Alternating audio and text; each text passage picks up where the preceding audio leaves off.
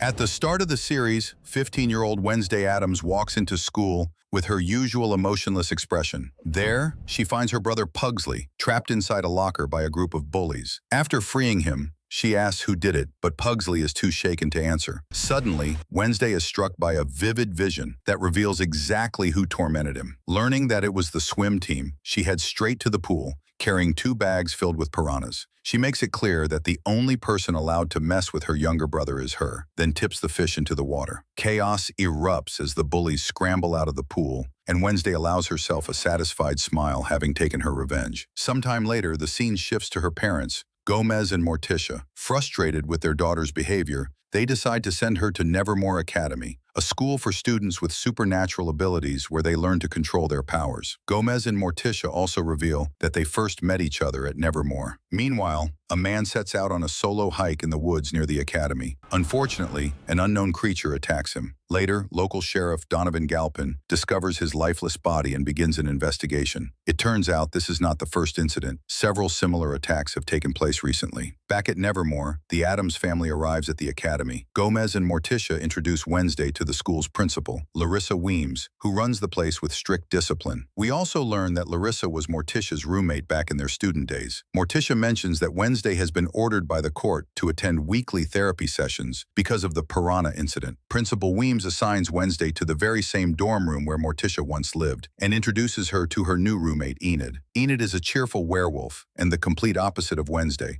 Her side of the room is decorated in bright colors, while Wednesday keeps hers entirely black and Gothic. Weems also informs her that a special all-black school uniform has been arranged just for her. Later, Enid gives Wednesday a tour of the academy. Wednesday makes it clear she has no plans to stay long and suspects that being sent to Nevermore is just another one of her mother's schemes. While exploring, they come across the gallery of alumni. Among the portraits, Wednesday notices a painting of her mother, a young Morticia. Through their conversation, we learned that the bullies she unleashed the piranhas on were seriously injured. To keep her out of legal trouble, her parents decided to send her to Nevermore. Enid continues the tour, explaining the school's 4 main student groups, which work a bit like the houses in Hogwarts from Harry Potter. There are the werewolves, the gargoyles, the psychics, and the fangs. She also points out the most popular girl in school, Bianca Barclay, a siren. We find out Bianca used to date Xavier Thorpe, an artist whose drawings can literally come to life. Enid casually mentions that she runs a gossip blog about Nevermore life. At that moment, Ajax Petropoulos suddenly joins the conversation. He's a friend of Enid's, and she secretly has a crush on him. Ajax says he's heard the new roommate Wednesday is a complete psycho, not realizing she's standing right there. Still, he seems intrigued by her dark, Gothic appearance. Later, we'll discover that under Ajax's hat are snakes, and anyone who meets their gaze is instantly turned to stone. After Ajax leaves, Enid suggests Wednesday should get Instagram and Snapchat accounts, but Wednesday says she avoids social media and gadgets altogether. Soon after, Gomez, Morticia, and Pugsley say their goodbyes. Morticia warns her daughter that all their relatives have been informed she's now at Nevermore, and if she shows up at their homes, they'll immediately report it to her. She firmly advises her not to try escaping, then assures her she'll grow to love the place, gifting her a necklace with the first letter of her name. As the family departs, Gomez secretly releases a creature called Thing, a living severed hand, to watch over her. That evening, Wednesday starts peeling the colorful window film from her side of the room, which annoys Enid. Wednesday declares that the room is now evenly divided, the rainbow side for Enid and the dark side for her. She then sits down to work on her novel, dedicating an hour a day to writing. She even tells Enid that if she did the same, her blog would be more structured and interesting. In response, Enid cranks up loud, upbeat dance music to annoy her back. Wednesday demands she turn it off, and Enid flashes her claws, warning she's not afraid to use them. Their standoff is interrupted by Miss Thornhill, the dorm mother, who arrives with a black flower as a welcome gift for Wednesday. The next day, Wednesday heads to fencing class. She watches as Bianca easily defeats a student named Rowan, then mocks him afterward. Bianca asks the coach for a real challenge, and Wednesday steps forward to face her. Wednesday wins the first round. Bianca takes the second. Wednesday then proposes a third round without protective masks. The winner will be the first to draw blood. Bianca agrees. They engage in a tense duel, but in the end, Bianca comes out on top. Later, in the infirmary, Rowan thanks Wednesday for standing up for him. As Wednesday leaves the building, a stone gargoyle suddenly falls from the roof toward her. At the last moment, Xavier shoves her out of the way, saving her life. When she wakes up back in the infirmary, Wednesday asks Xavier why he helped her. He says he was just returning a favor. He explains that they had met once before as children. During his grandmother's funeral, they had been playing hide and seek. Xavier hid inside her coffin and nearly ended up being cremated. His muffled shouts were heard by Wednesday, who saved the 10-year-old boy. Back at the dorm, Wednesday senses someone watching her. She picks up a familiar scent and discovers Thing, the living severed hand, hiding under a blanket. Realizing her parents sent him, Wednesday warns that she'll lock him in a box if he doesn't swear loyalty to her. Thing agrees to serve her faithfully, and Wednesday shares her plan to escape from Nevermore. Later, Principal Weems personally drives Wednesday to a court-ordered therapy session, a consequence of the piranha incident. They head to the nearby town of Jericho, a small community not far from Nevermore. Wednesday dryly remarks that chauffeuring students seems beneath the principal's dignity. Weems explains that Morticia warned her about a possible escape attempt, so now Wednesday is under her direct supervision. At the office of therapist Valerie Kinbot, Wednesday stays silent at first, but Kinbot finds a way in through her interest in writing. She asks why Wednesday hasn't published her novel yet. Wednesday says editors lack vision, recalling how one even called her book unhealthy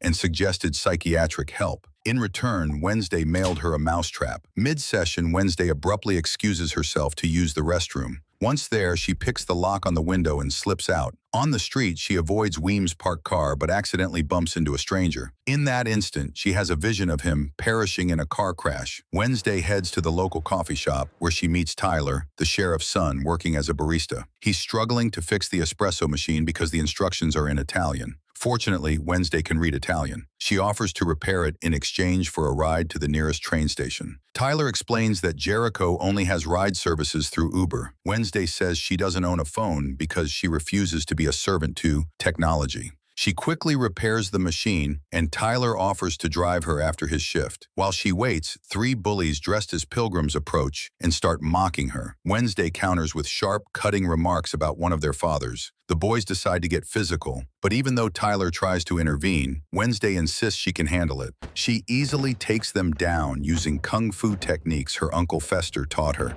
Soon after, Sheriff Galpin arrives and asks his son what happened. Tyler explains that Wednesday single-handedly took care of the group harassing her. Principal Weems enters the shop and scolds Wednesday for trying to escape. When the sheriff hears her last name, he immediately recognizes her as Gomez Addams' daughter and remarks that her father should have been behind bars long ago. Weems drives Wednesday back to Nevermore. On the way, they pass the site of a serious car accident. The victim is the same man Wednesday had seen in her earlier vision. That night, Wednesday plays a haunting melody on her cello out on the dorm balcony. In the distance, the howl of werewolves cuts through the air under the light of the full moon. Enid approaches. As we know, she's a werewolf herself and admits she didn't join the others because she still can't transform. Her mother insists it's just late blooming, but there's a chance she might never shift at all. If that happens, she'll be labeled a lone wolf and lose her place in the pack. Enid worries her family could cast her out, leaving her with no chance of finding a mate. Wednesday offers a deal. Enid can have the whole room to herself if she helps Wednesday escape from the academy. She also asks Enid to teach her how to use a computer. Meanwhile, Thing sneaks into Tyler's room, scaring him half to death. The disembodied hand gestures frantically,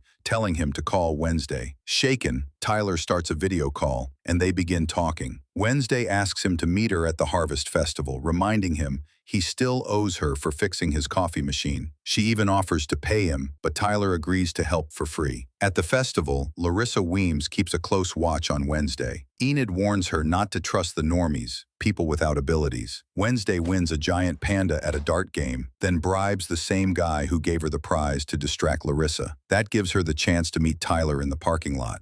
He hands her a stolen police file on her father, Gomez, taken from the sheriff's office, meaning his own father's desk. Wednesday is genuinely moved by the gesture. Suddenly, the same bullies from the coffee shop show up, baseball bats in hand. Wednesday and Tyler take off running. During the chase, Wednesday accidentally bumps into Rowan, the student from fencing class. In that instant, another vision hits her. Rowan bolts into the woods, and Wednesday, disturbed by what she saw, follows to warn him. When she catches up, she tells him he's in danger. But Rowan uses telekinesis to pin her against a tree and says it's actually her life at risk. He pulls out a torn page from a book, a prophetic drawing by his mother, showing a girl who looks exactly like Wednesday standing beside a burning school. His mother, a powerful seer, once had a vision that Wednesday would bring Nevermore to ruin. Rowan insists he has to stop her before that happens, and admits he was the one who dropped the gargoyle on her. He begins to strangle her with his powers. Out of nowhere, a huge creature charges out of the forest and attacks Rowan, but leaves Wednesday untouched. When the monster disappears, Wednesday takes the prophetic drawing from Rowan's lifeless body. Later, she reflects on everything that's happened during her first week. She's already survived 2 attempts on her life, been rescued by a mysterious monster, learned her father has a criminal past, and discovered she might be the reason Nevermore is doomed. But instead of scaring her, it only makes her more curious. When her parents contact her through a crystal ball, Wednesday admits to her mother that she was right. She's starting to like the school. The next morning, Sheriff Galpin leads a search through the woods, looking for Rowan's body, but they come up empty. Later, he arrives at Nevermore to tell Wednesday that nothing was found. He's convinced her story about a creature is pure imagination. Headmistress Weems steps in, suggesting Rowan might have staged his disappearance just to get away from the academy. Wednesday asks Weems for a private moment with the sheriff. When they're alone, she tells him that deep down, he knows the creature is real. Before he can answer, the sheriff's deputy shows up bringing Rowan with her, alive and unharmed. Wednesday is stunned. The next day, during a therapy session, Wednesday's psychiatrist questions why she invented a story about being attacked by a monster. Leaving the office, she bumps into Tyler, who turns out to see the same therapist. He says he believes her version of what happened in the woods. Back at Nevermore, Wednesday finds Enid completely caught up in preparations for the annual boat race, the Edgar Allan Poe Cup, named after the school's most famous alumnus. Enid dreams of finally defeating Bianca, whose team wins year after year. She's also thrilled that Wednesday has decided to stay. As the school's unofficial gossip expert, Enid shares some key intel. Rowan's roommate is Xavier. Later, while studying the drawing Rowan's mother made, Wednesday notices a small logo, likely from the book the page was torn from. She decides she needs to talk to Rowan, but Weems informs her he's been expelled. The reason remains confidential. Weems also reveals she's aware of Wednesday's psychic abilities, explaining that Morticia began having visions at the same age. However, she warns that those visions were often unreliable and sometimes even dangerous. To keep Wednesday occupied,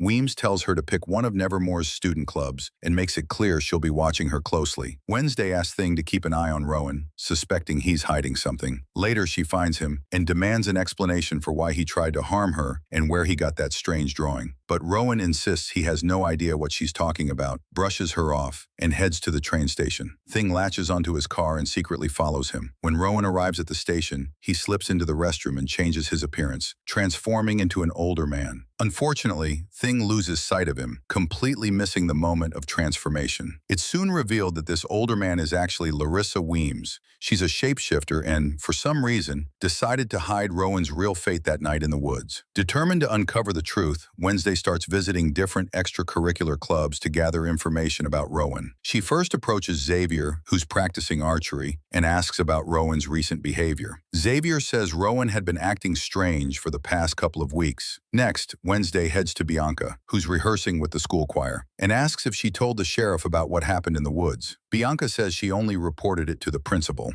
then smugly suggests Wednesday join the choir, assuming she can't sing. In response, Wednesday starts singing, and her voice is so intense that every window in the room cracks. Finally, Wednesday decides to join the beekeeping club, since it's located near the spot where she first saw the monster. The only member is a shy but kind boy named Eugene. Wednesday unexpectedly treats him kindly because he reminds her of her younger brother, Pugsley. Eugene offers to let her feel a bee sting, which actually brings a genuine smile to her face. The next day, Wednesday scolds Thing for letting Rowan slip away at the station. Her sharp words sting and Thing takes it to heart. Later, during a lesson on carnivorous plants, Wednesday takes a seat next to Xavier, Bianca's ex, which immediately irritates Bianca. Xavier shows off his ability and even brings a spider from one of his drawings to life. As the class goes on, Wednesday and Bianca turn the lesson into a head-to-head battle of botanical knowledge, answering the teacher's questions faster and sharper than anyone else. Meanwhile, Sheriff Galpin still doubts Wednesday's claims about a monster, but decides to search the woods with his dog, just in case. Wednesday also plans to return to the scene, but first she needs to distract Larissa Weems, who's been keeping a close eye on her. Enid agrees to cover for her and pretend to be Wednesday, but only on one condition. Wednesday has to apologize to Thing for the hurtful things she said. Enid reminds her that Thing is family and would do anything for her. Swallowing her pride, Wednesday finally sits down with Thing. She admits she's scared. What if Rowan was right? What if one day she really does cause something terrible to happen to Nevermore? They make peace in the end. Enid then joins the beekeeping club to take Wednesday's place, and Eugene couldn't be happier. After all, he's never had girls in the shed before, let alone two. Wednesday warns Eugene that he has about a 1% chance of winning Enid's interest. The moment she leaves, he immediately starts trying to impress her. Wednesday wanders through the forest, searching for any trace of the creature. Out of nowhere, Tyler appears behind her, grabs her, covers her mouth, and hides her from sight, preventing the sheriff and his dog from spotting her. Thanks to the coffee beans he keeps in his pocket, the dog can't pick up their scent. As they keep searching for clues, Wednesday tells Tyler everything that happened that night, including how the creature actually saved her from Rowan. Soon, she comes across Rowan's glasses in the woods, and the moment she touches them, another vision hits her. She sees a purple book, the one Rowan used to get that drawing, along with a scene of him arguing with his roommate, Xavier. And the moment Rowan tried to push a gargoyle statue onto her, wasting no time, Wednesday heads to the library with Thing to track down that book. Miss Thornhill spots her and asks what she's so desperately looking for. Wednesday shows her the emblem from the drawing Rowan's mother left behind, explaining she's searching for a book marked with that symbol. Marilyn tells her the symbol belonged to the Belladonna Society, a student group that was disbanded many years ago. During their conversation, Marilyn admits she's the only Nevermore teacher without supernatural abilities. Even though she's been teaching there for over a year and a half, she still struggles to feel like she belongs. Too odd for regular people, yet not quite enough for the outcasts. Later, Wednesday sneaks into Rowan and Xavier's room to track down that mysterious purple book, while Xavier is in the shower. Under Rowan's bed, she discovers a strange mask. But before she can take a closer look, there's a knock at the door. Xavier steps out of the bathroom to answer it, giving Wednesday just enough time to hide under the bed. It's Bianca. From her hiding spot, Wednesday overhears their conversation. Bianca is clearly jealous of Wednesday. We learn that she and Xavier broke up after Bianca once used her siren abilities on him. That single act shattered his trust, and their relationship ended. Bianca tries to apologize, insisting it was just a foolish mistake. Before leaving, she admits she's determined to beat Enid in the upcoming boat race, no matter what it takes. When Wednesday returns to her room, Enid tells her that one of their teammates, a vampire, accidentally ate garlic and now can't compete. Wednesday instantly realizes this was no accident and suspects Bianca is behind it. Determined to teach her a lesson, Wednesday decides to join Enid's team and take part in the race. Curious, she asks why Bianca's team wins every year. Enid explains that other boats just happen to sink during the race and adds a reminder. Bianca is a siren, and the rules don't say anything about powers being off limits. The next day, the rowing competition begins. Principal Weems lays out the rules. 4 teams will race to Raven Island, retrieve their team's flag from Crackstone's crypt, and return. The first team back wins. The race starts, and Bianca immediately signals her ally, a fellow siren, who dives into the lake and sinks one of the boats, knocking that team out. But Wednesday is ready. With Thing's help, she traps the siren in a fishing net. Once they reach the island, Wednesday rushes toward the flag while Enid sends Thing to distract the Joker's team. While Thing keeps them busy, Enid quietly extends her claws and punctures their boat. When Wednesday touches the flag inside the crypt, she's hit with another vision. She sees a blonde version of herself holding a black book, telling her that she is the key. Snapping back to reality, Wednesday realizes Bianca's team has caught up. On the way back, the Joker's boat sinks, leaving only 2 teams in the race. Wednesday and Enid close in on Bianca's boat. Wednesday prepares to use the built-in spears mounted on their own boat to attack, but the siren breaks free from the net and lunges at them. Luckily, Thing proves to be an excellent fighter. One well-aimed punch knocks the siren out cold. Wednesday and Enid strike, using the spears to pierce Bianca's boat and surge ahead. They cross the finish line first, winning the Edgar Allan Poe Cup for the first time in years, without Bianca taking the prize. At the award ceremony, the sudden spotlight becomes too much for Wednesday, and she slips away. She heads to the statue of Edgar Allan Poe and notices a familiar symbol carved beneath the stone book, the same emblem from the drawing Rowan's mother left behind. That night, Wednesday returns to the statue. She quickly solves the riddle etched into the stone. Snap twice. She does, and a hidden passage opens. Inside, she finds a secret room. On the wall is a photograph of her parents from their student days, revealing that they were also members of the secret society Belladonna. She also spots the purple book from which Rowan tore a page and takes it with her. Before she can leave, someone slips a black bag over her head. When it's removed, Bianca, Xavier, and several other students stand around her. They are all members of Belladonna. Wednesday looks disappointed. She was expecting a dangerous cult, but it's just a gathering of students.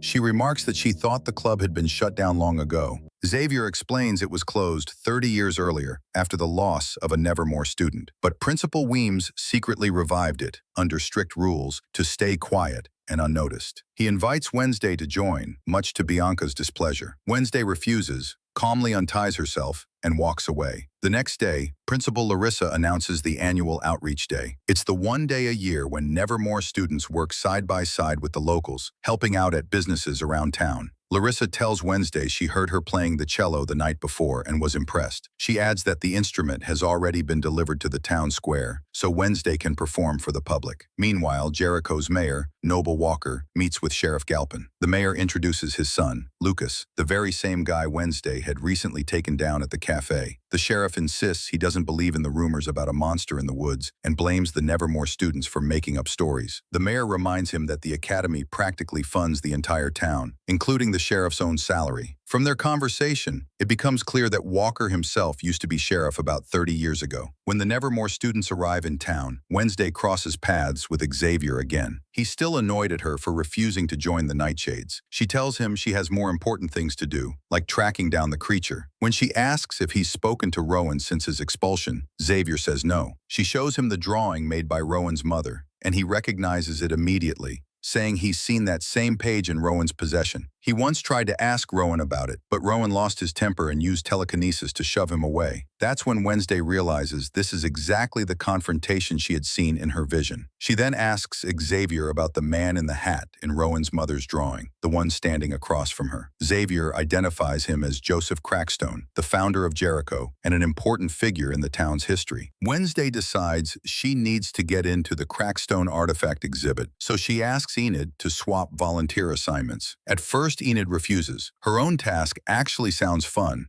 but the moment Wednesday mentions that Ajax will be working her shift, Enid quickly changes her mind and agrees. In the next scene, Wednesday and the other Nevermore students arrive at an artifact exhibition, where they are greeted by a lively, talkative girl named Arlene. She gives them a quick tour of the grounds and explains what they'll be doing for the day. Arlene talks about the meeting hall, a place said to hold ancient artifacts once belonging to Joseph Crackstone. Wednesday immediately volunteers to help there, hoping to dig up some information, but Arlene coolly informs her that the hall is closed for repairs, then assigns Wednesday and Eugene to work at an old candy shop instead. Their job is to hand out sweets to tourists, and to make things worse, they're given ridiculous uniforms to wear. Naturally, Wednesday is far from thrilled. Determined to escape this humiliating task as quickly as possible, she approaches a group of German tourists and, speaking flawless German, tells them that the so-called historic town is nothing more than a fake, and that only gullible fools believe in its stage performances. As for the sweets, she claims they're made from goods taken at the expense of indigenous Amazonian communities. The shocked tourists immediately turn around and leave, mission accomplished. Meanwhile, Enid and Ajax are volunteering at an antique shop that sells taxidermied rodents. Their task is to clean them. While they're busy, a homeless man slips inside and steals an old camera. Enid tries to flirt with Ajax, hoping he'll ask her out, but Ajax, being his usual oblivious self, completely misses the hints. Eventually, Enid loses patience and directly tells him to invite her. At last, Ajax finally asks her on a date. Outside, Eugene is busy sneaking a few sweets and happily eating them, when Lucas, the mayor's son, shows up with his friends. They start picking on Eugene, but he suddenly throws up right at their feet. Furious, they decide to lock him in a set of medieval wooden stocks, but Wednesday arrives just in time. As always, she handles the bullies with ease, breaking one boy's finger and chaining him to the pillory. The rest quickly scatter. Afterward, Wednesday helps Eugene clean himself up. He unexpectedly opens up, admitting that he's never had friends before and no one has ever stood up for him. Wednesday warmly tells him he reminds her of a younger brother. They decide to sneak into the original Pilgrim meeting house. Using Eugene's dental retainer, Wednesday picks the lock. While Eugene waits outside, she searches the building and spots a familiar painting of the blonde girl from her vision, holding a black book. Soon after, she finds the book itself, but when she opens it, every page is blank. It's a fake. At that moment, Arlene bursts in with Eugene, having caught him. Wednesday accuses her of lying and demands to know where the real book is. After hesitating, Arlene admits it was stolen a month ago. Later at a cafe, Wednesday hopes to talk to Tyler, but finds Xavier working there as a volunteer.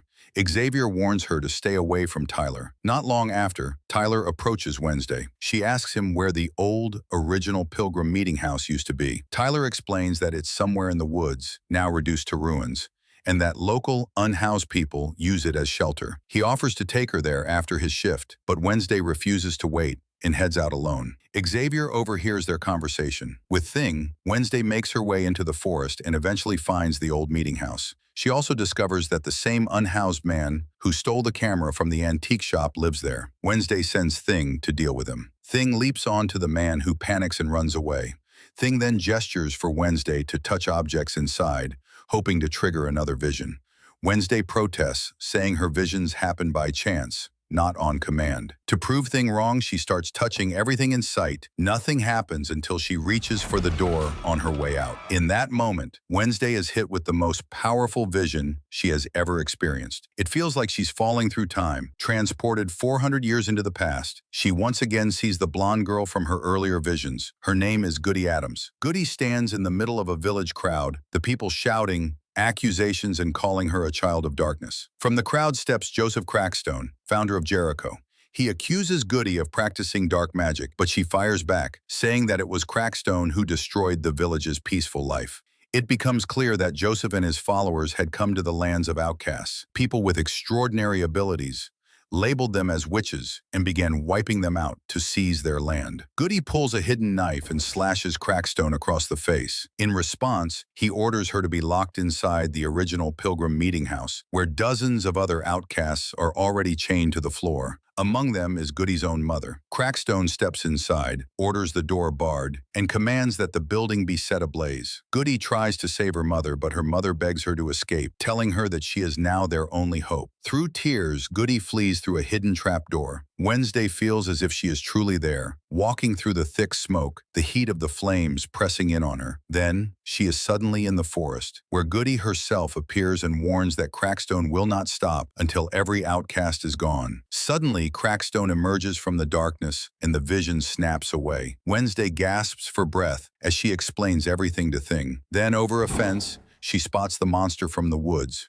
Without hesitation, she chases after it through the pouring rain, but it's too fast. On the ground, she notices its tracks slowly shifting into human footprints. Just then, Xavier appears. He says he overheard her conversation with Tyler and followed her. Wednesday tells him about the tracks changing into human ones, but the rain has already washed them away. Xavier admits that maybe Wednesday has been right all along, about Rowan and about everything else. He explains that he recently sent Rowan a message, suggesting they meet up to go snowboarding like last year. Rowan replied that he couldn't make it. The problem is, Xavier has never gone snowboarding with him. Wednesday realizes someone has been pretending to be Rowan this whole time. Xavier then shares that his father is a famous psychic, Vincent Thorpe, and suspects that Wednesday has a similar gift, the ability to see what others cannot. The next day, just before stepping on stage with the orchestra, Wednesday circles the statue of Joseph Crackstone. Her eyes are burning with a quiet need for payback, for Goody, and for every outcast. She gives Thing a clear order: soak the fountain with gasoline and wait for her signal. When the ceremony begins, the crowd gathers in the square. Mayor Walker delivers a speech praising Jericho's so-called founder.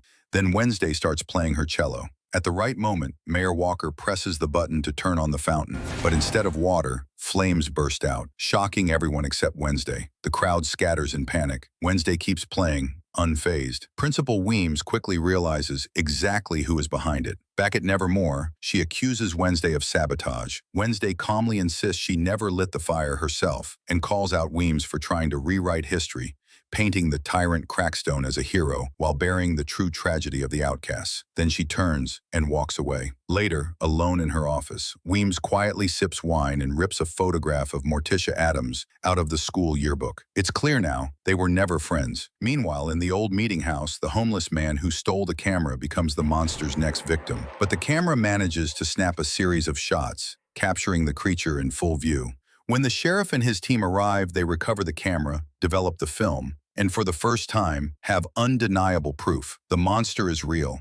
Wednesday was telling the truth. Elsewhere, Ajax, getting ready for his date with Enid, decides to take a shower. To keep the snakes on his head from turning him to stone in the mirror's reflection, he covers it with a towel. But the towel slips. Moments later, Ajax freezes solid, completely turned to stone. Right before the date, not knowing what happened, Enid waits at the meeting spot until her patience runs out. Frustrated, she takes it out on an innocent bus, leaving claw marks along its side. That same night, Xavier steps out of his shed, sweaty and with fresh scratches on his neck. Later, Wednesday and Thing decide to pay a visit to the town morgue. As usual, Thing takes the lead, sneaking inside, covering the security camera with chewing gum, and unlocking the door for Wednesday. She slips in to examine the homeless man's body herself, while Thing scans and copies documents on the monster's earlier victims. Wednesday records her observations into a voice recorder, but then notices something unsettling. The man is missing one of his feet. Suddenly, Sheriff Galpin and Coroner Anwar walk in. Wednesday barely manages to hide in a cold storage compartment. The two men discuss the latest case as Anwar shows the missing foot, with 2 toes gone. The disturbing part is how clean the cut is, almost like it was done with a surgical saw. As they leave, Anwar notices the slightly open storage door. He peers inside and finds Wednesday sitting there. Without a word, he closes the door and walks away. Thing frees her, and the two head back to the dorm. In their room, Wednesday pins the newest evidence to her investigation board and shares her latest discovery with Enid. Every single victim of the forest monster had a different body part surgically removed. The next day in Miss Thornhill's class, the talk turns to the upcoming Raven dance. Xavier takes a chance and asks Wednesday if she'll go with him. She gives a flat no.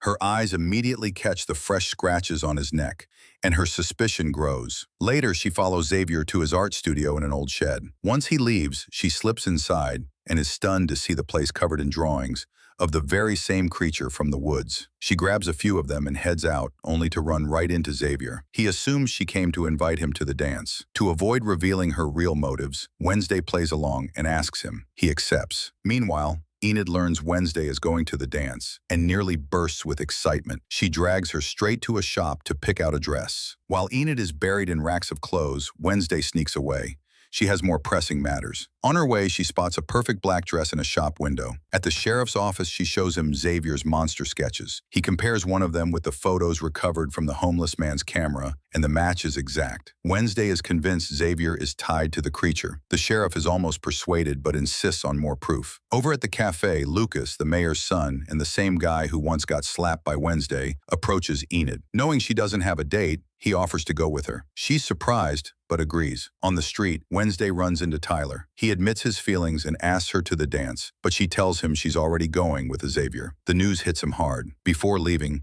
he says he thought she liked him too, but now he's not sure. Wednesday explains she has other priorities right now, which only deepens his disappointment. Later, Wednesday visits Eugene at the Beekeepers Club. He's still trying to impress Enid and asks Wednesday to give her a jar of honey from him. She shows him a drawing of a cave and the monster from Xavier's shed. Eugene says he knows that place. He's seen it while checking on his bees. Wednesday asks him to take her there. At the cave, they find shackles and one of the creature's claws stuck in the rock wall. Wednesday returns to Javier's shed and finds a blood-stained rag that could contain DNA. She quickly slips it into her backpack, but before she can leave, Javier walks in and catches her red-handed. This time, he realizes right away that her invitation to the Raven dance was just a cover to dig for clues about the creature in the woods. When Wednesday bluntly asks if he is the monster, Javier explains that the creature has been haunting his dreams for weeks, which is why he keeps coming here to draw it. He says that one night, while working on another sketch, fresh scratches suddenly appeared on his neck. Once Javier understands that Wednesday only invited him to hide the fact she had already been snooping through his shed, his frustration boils over and he throws her out. Later, Wednesday goes to the sheriff, sets the claw and the blood-stained rag on his desk, and asks him to run DNA tests on both. After that, she meets with Eugene and tells him she no longer has a date for the dance either. She suggests they skip the event and set up an ambush at the cave instead, hoping to catch the creature. Meanwhile, Javier also finds himself without a partner, and Bianca steps in to suggest they go together. Thing types a note on Wednesday's typewriter, delivers it to Tyler at the coffee shop, and Tyler smiles when he reads it. The night of the Raven dance arrives. Students show up in their best outfits. Miss Thornhill notices Principal Larissa looking down and asks why. Larissa says that back when she attended Nevermore, She once invited a boy to the dance,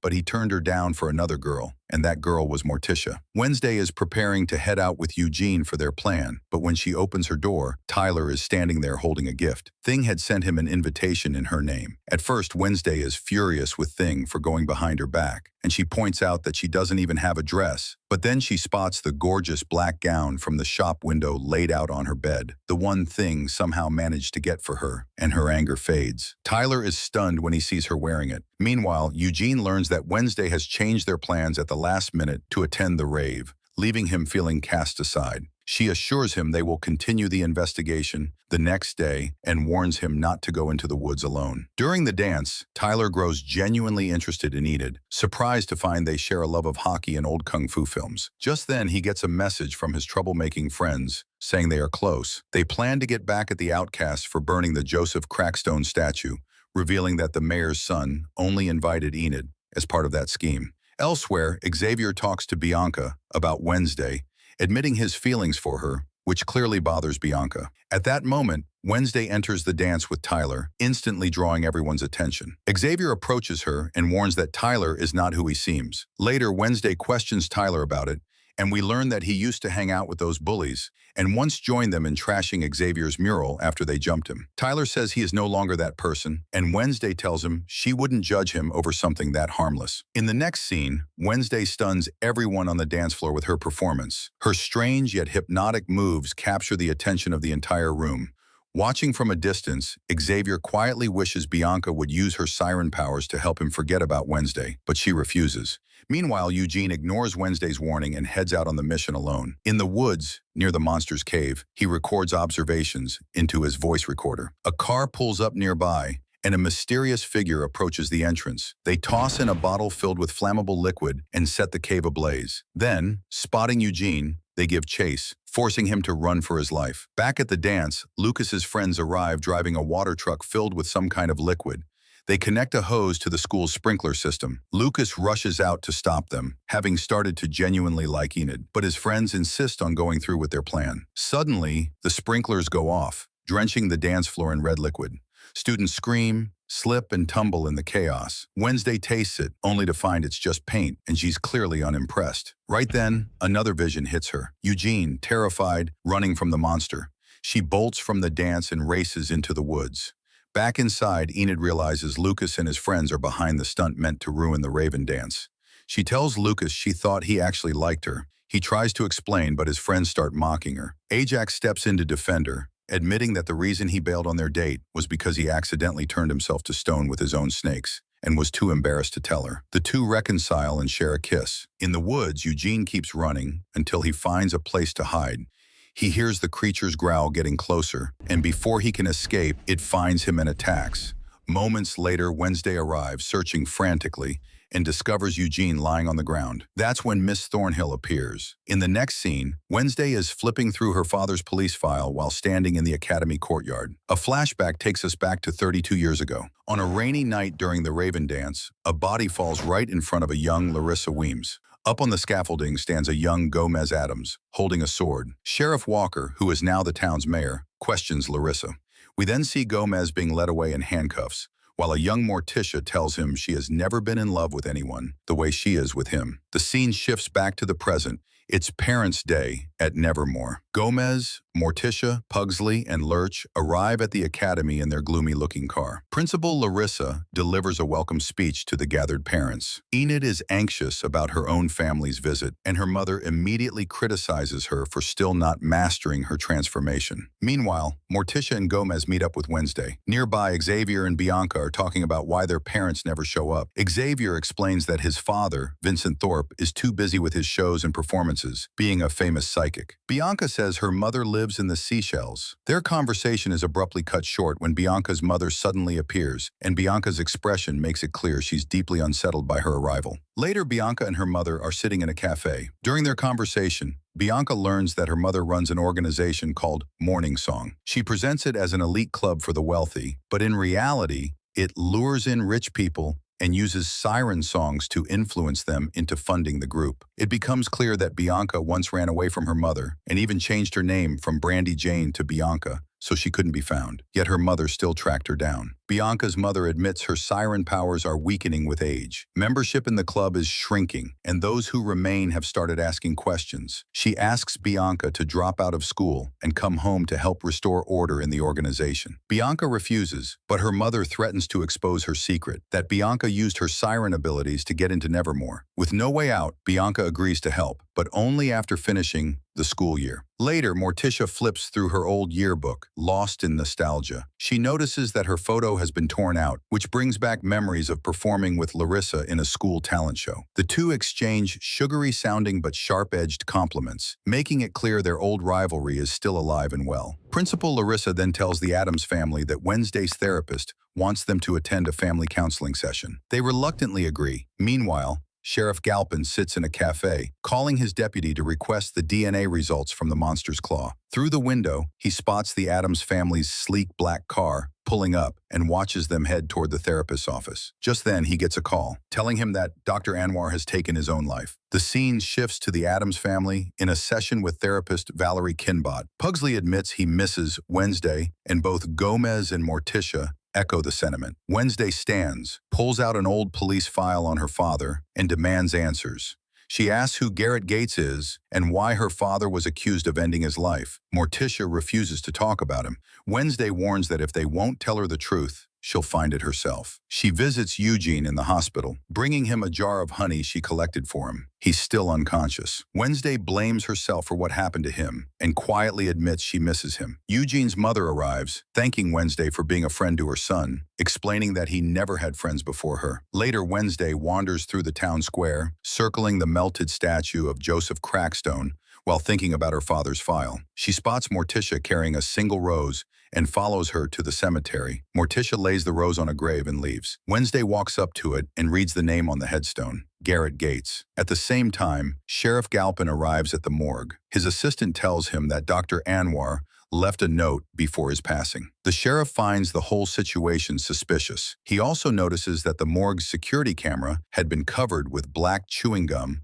making it impossible to see what really happened. He reads the note, in which Dr. Anwar confesses to falsifying documents connected to the Garrett Gates case from 30 years ago. With this new evidence, the sheriff finally has enough to arrest Gomez Addams. While students and parents enjoy family day at Nevermore, Sheriff Galpin walks into the courtyard and handcuffs Gomez in front of his stunned family. Later, Wednesday and Thing visit Gomez in jail. She tells him she saw Morticia leave a single rose stem on Garrett Gates' grave and demands the truth. Gomez finally decides to explain. He says that Garrett had once been infatuated with Morticia, mistaking her kindness for romantic interest. Garrett followed her everywhere, to the point where Morticia even reported him to the police. But Sheriff Walker, now the mayor of Jericho, ignored her complaint because the Gates family was powerful, wealthy, and respected. Garrett's father was furious that an outsider would dare accuse his son of anything. 32 years ago, on the night of the Ravien dance, Gomez and Morticia had slipped away to spend some time alone. A jealous Garrett saw them kiss and attacked Gomez with a sword. During the struggle,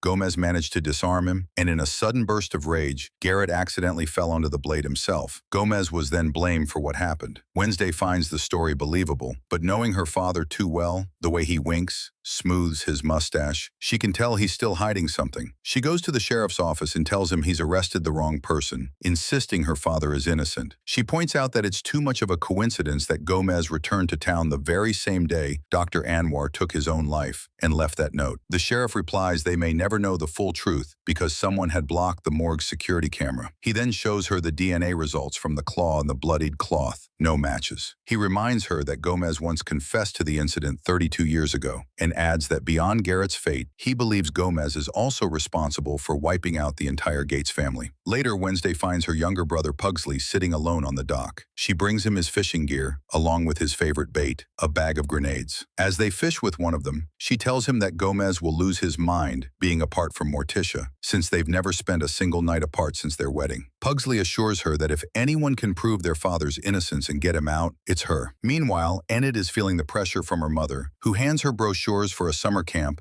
that forces young werewolves to transform. Enid flat out refuses, insisting she'll change in her own time. Elsewhere, Morticia is in the Belladonna Club's secret room when Wednesday suddenly appears. Morticia assumes her daughter must have joined the club since only members have access, but Wednesday says she turned down the offer. Morticia explains that the Belladonna Club once had a real purpose, to protect outcasts, and that it was founded by Gomez's ancestor, Goody Addams, one of the first settlers from Mexico. It was Goody Addams who ended Joseph Crackstone's reign. Morticia then decides to tell Wednesday the full truth about that night. We flash back 32 years. While Gomez was trying to fend off Garrett, Morticia noticed foam at Garrett's mouth, like an animal in a frenzy. When he tried to attack her, she grabbed a sword and struck him. Gomez took the weapon from her and told her to hide, taking the blame himself to protect her. Wednesday instantly realizes that Garrett had been poisoned with a plant-based toxin. Wednesday and Morticia head to the Jericho Cemetery, where Wednesday digs up Garrett's grave looking for proof. But the sheriff's deputy catches them and arrests them on the spot. They're thrown into a cell where Gomez is already being held. The deputy tells Morticia and Wednesday they'll have to wait until morning to post bail. Morticia and Gomez share an embrace through the bars as Wednesday reveals that she managed to retrieve evidence from Garrett's grave. A severed finger tinted blue, a telltale sign of poisoning. They now know Garrett was already dying when Morticia struck him. Suddenly, Wednesday has a vision. In it, Garrett's father orders his son to poison all the students of Nevermore, handing him a vial and instructing him to pour the toxin into the punch bowl at the Raven dance. During the fight between Garrett and Gomez, Gomez accidentally shatters the vial, spilling the poison onto Garrett himself, the real cause of the foam at his mouth. After being released from jail, Wednesday and Morticia head straight to Mayor Walker. Wednesday shows him Garrett's finger, still stained blue from the toxin, and calls him out for hiding the truth about the poisoning back when he was sheriff. The mayor explains that Ansel Gates, Garrett's father, was a descendant of Joseph Crackstone. Ansel despised outcasts in Nevermore, claiming the land the school stands on was stolen from his family. As sheriff, Walker's job was to keep the peace. Morticia reminds him that Garrett once bragged his father had bribed the sheriff, and a year later, that same sheriff was elected mayor with Ansel's full support. She also points out that 32 years ago, when she filed a complaint against Garrett for stalking, Walker did nothing. Morticia demands that he release her husband and have Sheriff Galpin issue a full apology, or she will expose his corruption. Walker gives in. Outside, Morticia and Wednesday have a heartfelt conversation. Morticia explains that psychic abilities depend on the person. Hers are generally positive, while Wednesday's are darker and far more intense. To fully unlock her potential, she will need the help of a spirit from her bloodline. And for Wednesday, that spirit is Goody Addams. In the next scene, Gomez is released, and Sheriff Galpin reluctantly apologizes and shakes his hand.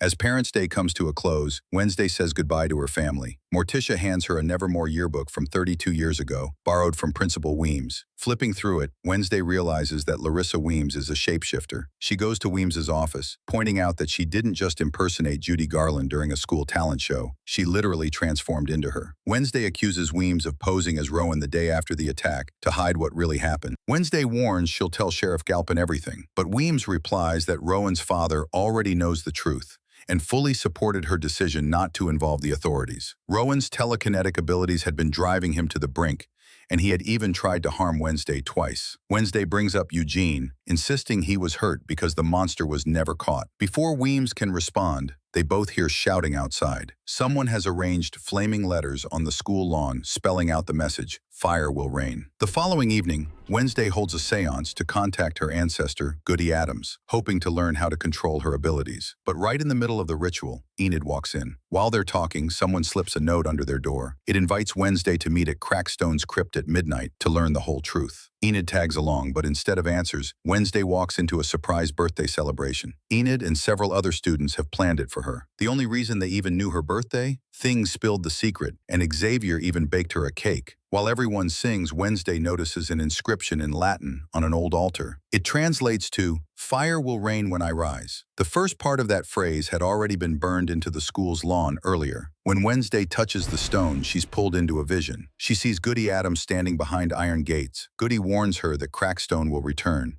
She admits she can't teach Wednesday to master her psychic abilities. That's something Wednesday must figure out herself. Goody then points to a mysterious mansion, telling her that if she wants to stop Crackstone, she has to find it. She also warns that the path ahead will ultimately lead to isolation. The next day, Wednesday sketches the iron gates she saw. Meanwhile, Thing drags out a large suitcase from under the bed, a birthday gift from her parents left behind on Parents' Day. Inside are preserved squirrels and taxidermy tools. Enid gives her a handmade black snood as her own gift. Mayor Walker arrives at Nevermore to discuss the fiery lawn message with Principal Weems. She suspects his son Lucas, since he had previously disrupted the Raven dance. But the mayor insists it wasn't him.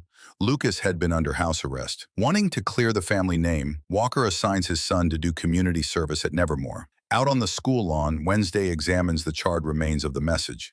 Xavier approaches, asking what she saw in the crypt, but Wednesday brushes him off. Nearby, Bianca notices a bracelet from her mother's club on Lucas's wrist while he's cleaning windows. When she asks about it, he says he met a woman who convinced him to join a group called Morning Song and install their app on his phone. That woman turned out to be Bianca's mother. Bianca warns him to delete the app and stay far away from the organization. Lucas, clearly interested in her, asks her out for coffee. While Eugene remains unconscious in the hospital, Wednesday comes to visit him. She quietly admits that she used to love birthdays, back when her parents would throw her the perfect celebration. But now the whole idea feels dull and meaningless. Dr. Valerie Kinbot arrives with flowers explaining that Eugene's mother asked her to look after him while his parents are out of town. Meanwhile, Mayor Walker starts digging into the past. He uncovers information about Garrett Gates' sister, who supposedly drowned in England. But the details seem suspicious. His secretary reports that someone recently spotted lights on in the old Gates family house. At the local cafe, Wednesday is reading a book about Crackstone when Tyler joins her. He tries to ask her out for her birthday, but she brushes him off. Tyler wonders why she's been avoiding him since the Raven dance, since they had such a good time. Just then, Sheriff Galpin, Tyler's father, walks in. Wednesday tells the sheriff about the Latin phrase she found in Crackstone's crypt, the same one that had been burned into the school lawn. The sheriff insists she drop the investigation, calling it a waste of time. Later, Wednesday and Thing visit Xavier in his art studio. She shows him her sketch of the iron gates from her vision, and Xavier reveals his own painting, the exact same gates. He explains that he's been having strange dreams about a creature hiding behind them in a mansion deep in the woods. That abandoned mansion, he says, once belonged to the Gates family, and he passes it every morning on his runs. Thing discovers Wednesday's sketch that Xavier had drawn himself. Xavier admits that after the raving, he tried to forget her, but couldn't, so he painted it instead. Using his ability, he brings the drawing to life, and the sketch version of Wednesday begins playing the cello. The real Wednesday leaves the studio without saying a word. In the next scene, Lucas meets Bianca for coffee. He's followed her advice, removing the bracelet and deleting the Morning Song app. They have an honest, heartfelt conversation. Lucas admits that after ruining the dance, he's felt awful and regrets his actions.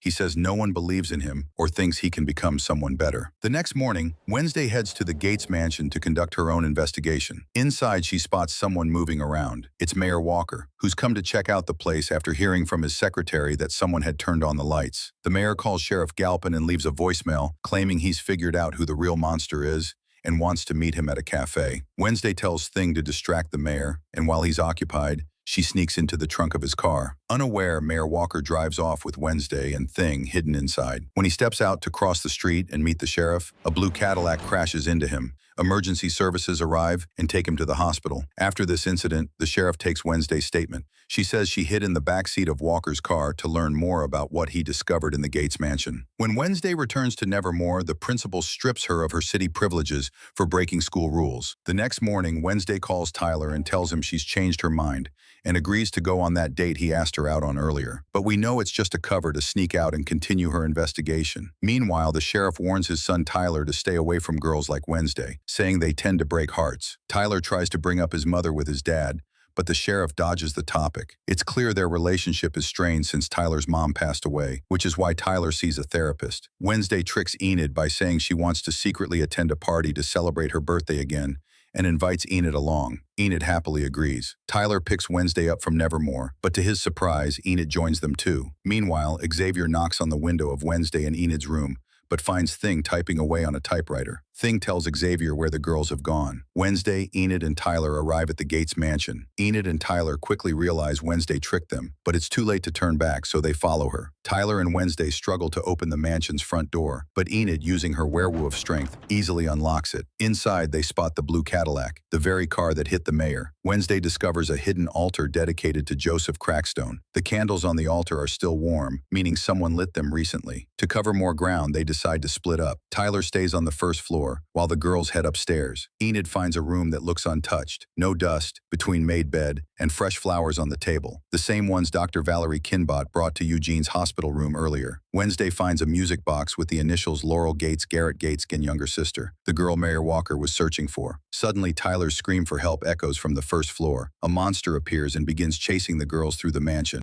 While fleeing, Wednesday and Enid accidentally find a basement where they uncover a horrifying sight, a collection of trophies, actually body parts of the monster's victims. Without wasting a second, they run out into the forest, but soon realize Tyler is still inside. They return to save him and find him alive but badly injured, with deep claw marks on his chest. At that moment, Xavier arrives, which only deepens Wednesday's suspicion. She's more convinced than ever that he's the monster from the woods. Wednesday and Enid take Tyler home. Shortly after, Sheriff Galpin shows up. Seeing the Nevermore students at his house, he angrily demands they leave immediately. Wednesday persuades the sheriff to come back to the Gates mansion, claiming there's a secret room in the basement with the monster's trophies. But when they return, everything is gone. The blue Cadillac, the monster's traces, all the evidence wiped clean. Wednesday is certain someone deliberately cleared the place. Furious, the sheriff accuses her of putting his only son's life in danger. Back at Nevermore, Wednesday runs into Principal Weems, who scolds her for disobedience and for putting Enid and Tyler in danger. In response, Wednesday shows her a prophetic drawing made by Rowan's mother, the same one that triggered Rowan's attack on her in the woods. The drawing claims that Wednesday is destined to destroy Nevermore, but Wednesday believes her true purpose is to save the school. Principal Weems gives Wednesday one final warning before walking away. Back in the dorm room, Wednesday finds Enid packing her things. Enid has decided to move in with Yoko. She accuses Wednesday of using people, putting them at risk, and always prioritizing her own goals over friendship. Enid admits she tried to be a true friend, but no longer believes they ever had a real friendship. Left alone for the first time, Wednesday feels genuinely lonely. In the quiet, she opens the music box she found in the Gates mansion. Suddenly, a secret compartment pops open, spilling out photos of Wednesday herself. Someone has been watching her all along. Meanwhile, at the hospital, a mysterious figure sneaks into Mayor Walker's room and turns off his ventilator. The next day, the mayor's funeral is held. Wednesday attends, certain the culprit is among the mourners. At the edge of the forest, she spots a mysterious figure and follows them. But under the hood is not an enemy. It's her uncle, Fester Addams. Fester explains he needs a place to hide, so Wednesday shelters him in Eugene's barn. Later, she shares everything that's happened at the academy and her ongoing investigation. When Wednesday shows Fester a photo of the monster, he immediately recognizes it as Hyde. Curious why someone would transform into Hyde, Wednesday listens as Fester tells her about Nathaniel Faulkner, the founder of Nevermore, who detailed monsters in his diary. Fester reveals the diary is kept in a secret safe inside the Belladonna Club library. Wednesday asks her uncle to help her retrieve it that evening, then leaves the barn. Left alone in her room, Wednesday reflects on the monster and how it might be connected to the Gates mansion. Without Enid's usual chatter, the silence feels strange, almost heavy. Suddenly, Enid appears, coming back for some things she left behind. She asks how Wednesday is doing, but Wednesday tries to hide how much she misses her. Enid shares that her new roommate Yoko offered her to stay in her room until the end of the school year. Wednesday pretends not to care, but her face shows otherwise. Later that evening, Wednesday sneaks into the Belladonna Club library, where instead of her Uncle Fester, she runs into Xavier. He tries to explain that he's been on her side all along, but all he got in return was suspicion. Wednesday points out that every time the monster attacked, Xavier somehow showed up. Plus, his drawings of Hyde, the creature he supposedly never saw, look way too realistic. After Xavier leaves, Uncle Fester appears from behind the bookshelves. He's been hiding there all along. He moves a portrait, revealing a hidden safe. Thing quickly cracks the lock and they steal Nathaniel Faulkner's diary. Back in the dorm room, Wednesday and Fester study the diary. They learn that Hydes are naturally creative but hold grudges. Their dark side can lie dormant for a long time, until awakened either by hypnosis or chemicals. Once awake, the Hyde bonds with whoever roused it, becoming a loyal tool that obeys the new master's every command. Just then, Miss Thornhill enters. Fester disappears before she notices him. Thornhill informs Wednesday that Enid has officially requested to move in with Yoko for the rest of the school year. Wednesday is clearly upset but hides it well. Miss Thornhill notes how close Wednesday and Enid had become, respects Enid's right to choose, and promises to process the transfer before leaving. After she's gone, Fester says there are perks to being alone. You can live by your own rules and do whatever you want. Still, Wednesday feels a deep sadness. The next morning, Wednesday and Fester secretly watch Xavier as he arranges a meeting with someone, raising their suspicions even more. They grab Fester's motorcycle and start tailing him. In the forest, Xavier meets with Dr. Valerie Kinbot and tells her about a dream he had of Wednesday's passing. This confirms Wednesday's theory. She's convinced that Kinbot is the master of Hyde. She believes Kinbot used hypnosis to awaken Xavier's dark side. Wednesday rushes to Principal Weems to share her suspicions, but finds Dr. Kinbot already there. Instead of confronting her directly, Wednesday asks if hypnosis is part of her practice. Kinbot confirms with a smile that it's one of her favorite methods. Later, Wednesday meets Fester at a cafe. Tyler joins them with coffee and meets Fester. Wednesday shares her theory about Hyde. At that moment, Sheriff Galpin walks in, and Fester quickly disappears. The sheriff shows Tyler a surveillance photo of Fester, accusing him of a recent bank robbery. Tyler covers for his uncle, claiming he doesn't know him. Tyler then invites Wednesday on a real date, no investigations allowed, and they agree to meet that evening at the Crackstone Crypt. Before leaving, Wednesday entrusts Thing with guarding Nathaniel Faulkner's diary. At the crypt, Tyler sets up a romantic evening with a projector and plays the comedy Legally Blonde, joking that he chose it as a horror movie just for Wednesday.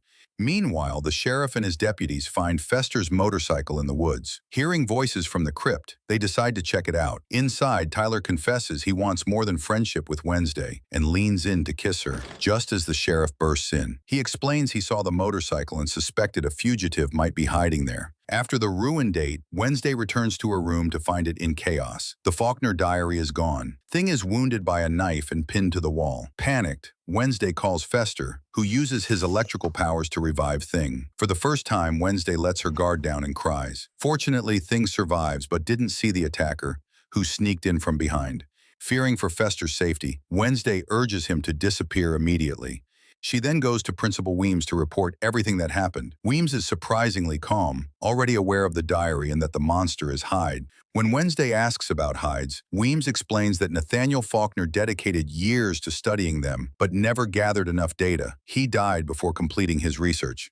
The next day, Bianca and Lucas share some crucial information with Wednesday about the mayor's mysterious situation. Lucas found documents left on his father's desk, revealing that Laurel Gates, Garrett's younger sister, supposedly drowned in England, but her body was never found. The papers also revealed that the Gates mansion was bought a year ago by a 90-year-old woman who later died under strange circumstances. All her belongings were left to her caregiver, Teresa Elglow. Wednesday immediately suspects that Laurel Gates is still alive. She believes Laurel returned to Jericho under a new identity to take revenge on those who destroyed her family. Wednesday is convinced that Dr. Valerie Kinbot is actually Laurel Gates in disguise.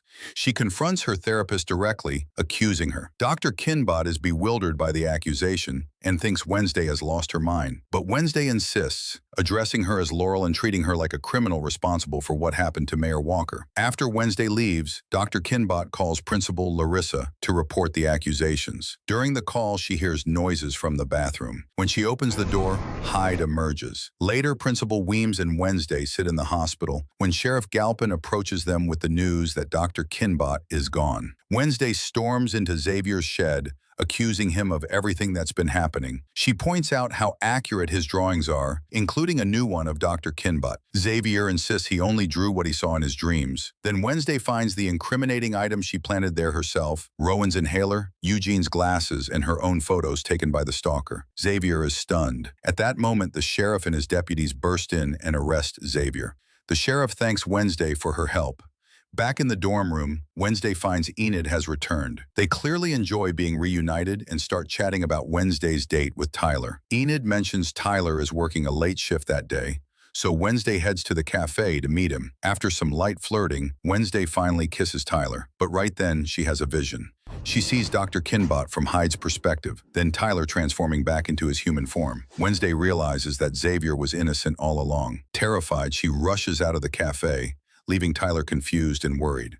The next evening, Wednesday invites Tyler on a date in the woods. When Tyler arrives and tries to hug her, she stops him, accusing him of being Hyde. Wednesday suspects that Dr. Kinbot must have discovered his true nature during their sessions and then took control over him. Tyler denies everything, but members of the Belladonna Club, including Bianca, emerge from the forest to support Wednesday. Tyler tries to leave, but Bianca casts a spell to stop him. Later, Tyler regains consciousness in Xavier's shed, where he's chained to a chair. Wednesday begins to interrogate him, revealing that she knows his mother was a Hyde and that this fact was kept secret. It turns out Tyler's father, Sheriff Galpin, being a Nevermore student, fell in love with and married an outcast. Tyler's mother also attended Nevermore, but was later committed to the Willow Hill Psychiatric Hospital, where she spent her final days. Tyler continues to deny everything, pushing Wednesday's patience to the limit. She tells him that since Hydes respond only to pain, maybe torture will force him to transform. Seeing she's serious about torturing Tyler, the other students leave the shed. Meanwhile, the sheriff listens to recordings of Dr. Kinbot's therapy sessions with Tyler, where she tried to help him cope with trauma after losing his mother. In the recordings, she admits that the loss affected him much more deeply than she initially realized. At that moment, the sheriff gets a call from Principal Weems, informing him that Tyler has been kidnapped. The students reported Wednesday's actions to her. Soon after,